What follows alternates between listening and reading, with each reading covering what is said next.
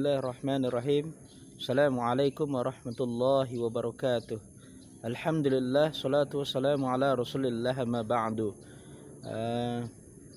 Anak-anak ustaz semuanya yang ustaz cinta karena Allah subhanahu wa ta'ala, ikhlaskanlah niat belajar karena Allah subhanahu wa ta'ala, dan iringilah usaha dengan sungguh-sungguh supaya kita mendapatkan hasil ilmu yang bermanfaat dan berkah untuk diri kita, untuk orang lain, untuk agama dan negara kita.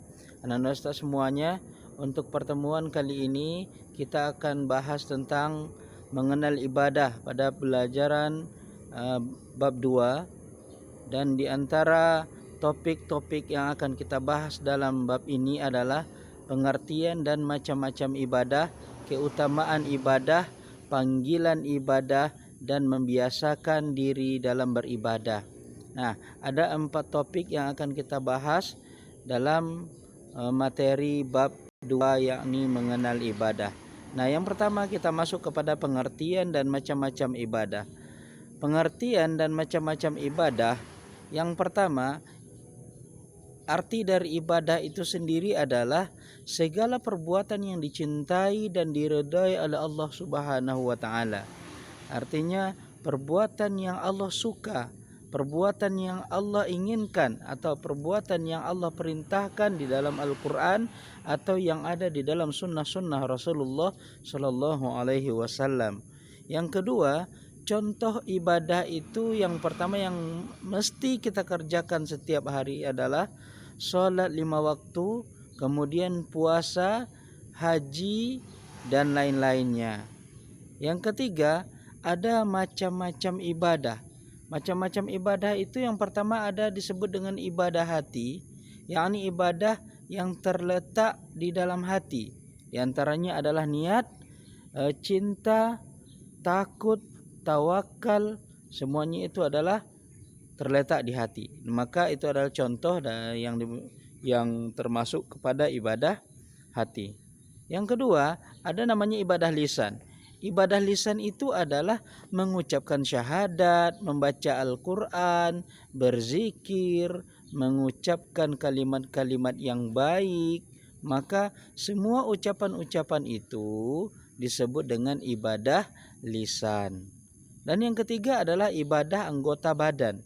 Jadi yang melakukannya adalah badan kita, tubuh kita. Yang pertama sholat, dari segi gerakannya, kita ruku, sujud, yang tidal, itu semuanya gerakan.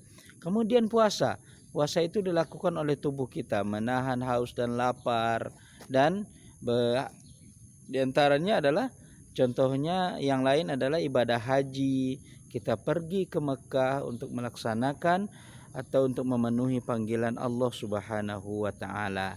Baik, selanjutnya apa saja keutamaan ibadah? Yang pertama, manusia diciptakan hanyalah untuk beribadah kepada Allah, ya. Kita pahami bahwa kita diciptakan Allah hanyalah untuk beribadah. Maka gunakanlah setiap waktu yang Allah berikan, setiap kesempatan yang ada digunakan adalah untuk beribadah kepada Allah Subhanahu wa taala. Termasuk kita belajar juga ibadah kepada Allah. Yang kedua, kalau keutamaan ibadah itu adalah jika ada orang yang meninggal dalam keibadahan, dalam beribadah dan bertauhid kepada Allah, maka jaminannya adalah Allah akan masukkan dia ke dalam surga. Jadi balasan bagi orang-orang yang beribadah itu adalah surga Allah Subhanahu wa taala, tempat yang paling mulia dan diinginkan oleh setiap manusia. Baik, selanjutnya adalah panggilan ibadah. Nah, dalam panggilan ibadah ini yang akan kita bahas adalah yang pertama, panggilan ibadah untuk melaksanakan sholat. Sholat kita lakukan ketika sudah ada panggilannya. Apa panggilannya? Yaitu azan. Nah, yang kedua, orang yang mengumandangkan azan itu disebut dengan muazin. Jadi namanya panggilan sholat itu azan, lalu orang yang azan itu disebut muazin. Sedangkan sahabat yang pertama yang mengumandangkan azan di masa Rasulullah namanya adalah Bilal bin Rabah. Oke.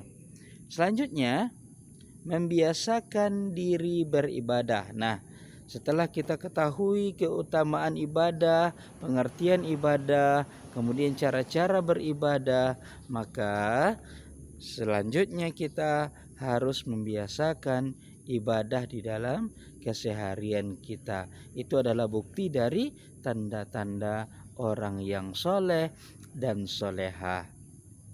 Kemudian contohnya membiasakan sholat tepat waktu, membiasakan puasa Senin Kamis, membiasakan berinfak dan bersedekah, itu disebut dengan pembiasaan di dalam beribadah. Nah, semoga ibadah kita selama ini dan yang akan datang diterima oleh Allah Subhanahu wa taala, dan kita berusaha untuk meningkatkannya agar lebih baik lagi. Karena apa? Karena tujuan hidup kita adalah hanya untuk beribadah kepada Allah Subhanahu wa taala.